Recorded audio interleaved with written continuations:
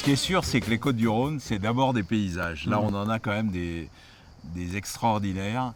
Et ces paysages, il faut les préserver. Aujourd'hui, il y a un enjeu évidemment écologique, environnemental qui est extrêmement fort. Mais c'est aussi parce que on est tellement bien dans ce pays qu'il faut qu'ils vivent bien.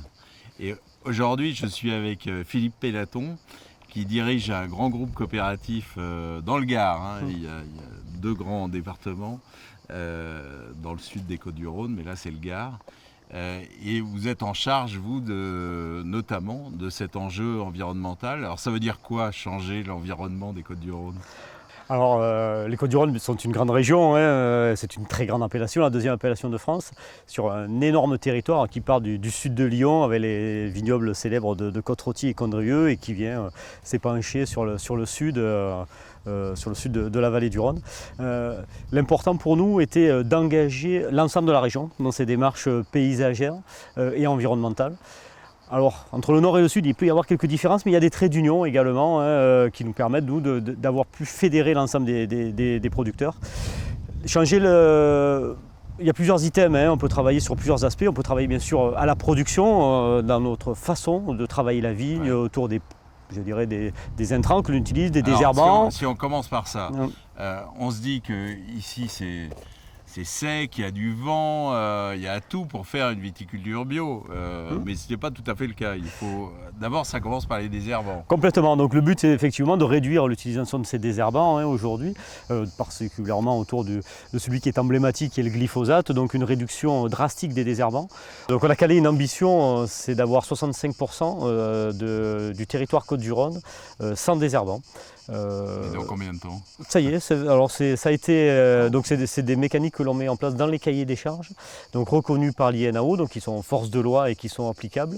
Et donc ça y est, c'est passé, ça a été reconnu, l'INAO l'a acté, donc à partir de maintenant, l'ensemble des vignerons doivent intégrer cette mesure-là dans leur pratique. Alors 65% est un point de départ, bien sûr au fil du temps ce pourcentage va s'améliorer. Alors j'ai lu quelque part que l'ambition, la 2e ambition, c'était de passer en HVE3. Alors il faut expliquer, HVE ça veut dire haute valeur environnementale de niveau 3. Alors ça veut dire quoi ça ? Alors là également, donc tout à l'heure on parlait des désherbants, on va élargir le spectre de nos pratiques et engager les vignerons dans des pratiques respectueuses qui touchent également la protection du vignoble, mais également des aspects de biodiversité qui sont compris dans cette certification. Donc HVE niveau 3 est une certification environnementale.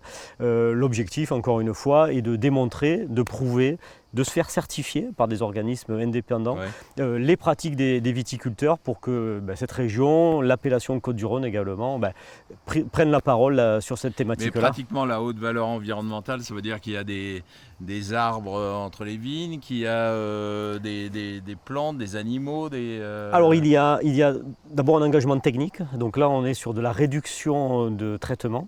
Donc on mesure au fil de l'année notre niveau d'impact en traitement et donc nous devons le diminuer avec des seuils à ne pas dépasser. Si on dépasse le seuil, on n'est pas certifié.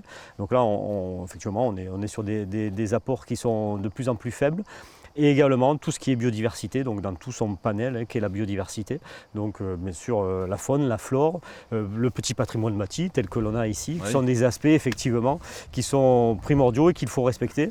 Alors, comme toute certification, il y a une grille d'analyse, on marque des points sur tel ou tel item.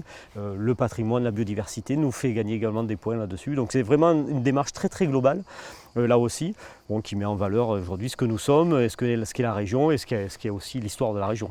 Oui, il y a quelque chose aussi que j'ai vu, c'est que vous voulez faire revenir toute une faune dans le vignoble. Par exemple des abeilles, ça a l'air de rien, mais si les abeilles peuvent vivre dans un vignoble, c'est qu'il y a quand même beaucoup moins de produits qu'on appelle des intrants agressifs pour toutes ces bestioles. Oui, on a conventionné avec pas mal d'organismes qui bossent sur la biodiversité, les abeilles, les chauves-souris, centre d'ornithologie également, la protection pour les oiseaux, donc la Ligue de protection des oiseaux. Le but, c'est d'avoir des actions positives sur le vignoble. Alors également, les Côtes-du-Rhône, c'est 55 000 hectares, donc le but, c'est de couvrir ces 55 000 hectares avec des initiatives individuelles, personnelles, qui, toutes mises bout à bout, font qu'on a quelque chose de cohérent. Là aussi, on est les premiers à avoir conventionné avec ces organismes-là. Donc le but, c'est d'abord de faire un audit, de savoir aujourd'hui quel est le taux, quelle est la population de telle ou telle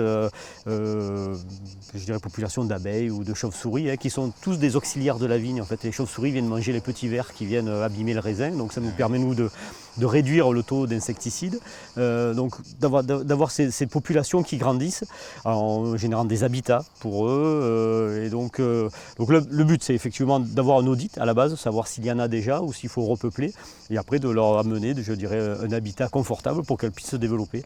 Donc ça, c'est un gros chantier. On a été estampillé start-up de la biodiversité, les Côtes-du-Rhône start-up de la biodiversité. J'espère que ça va effectivement trouver écho. Toujours est-il qu'on a... C'est vrai que c'est une ambition, ça a l'air très novateur comme ça quand on en parle, mais quand on se rapproche un petit peu du vignoble, on sait que c'est des choses que l'on fait au quotidien. On a cette envie de vouloir préserver notre environnement. Parce qu'au final, au-delà de l'environnement, il y a ces paysages qu'il faut préserver, cet art de vivre qui est quand même extraordinaire, qui est ancestral. Et qui est éternel surtout. Ah oui, complètement. On faisait référence tout à l'heure à des aspects très historiques autour de l'histoire gallo-romaine de notre région et de la naissance des vins à ce moment-là. Donc le but, c'est effectivement de transmettre génération après génération un certain savoir-vivre, un art de vivre. Ce côté paysager, environnemental pris au sens large, envoie les Côtes-du-Rhône vers cette voie vertueuse. On l'a évoqué tout à l'heure en début d'entretien, effectivement, la recherche d'une dynamique bio est forte, mais passe aussi par tous ces filtres-là. En fait, bien sûr, le bio est un cahier des charges de production, mais il faut embarquer un petit peu plus large.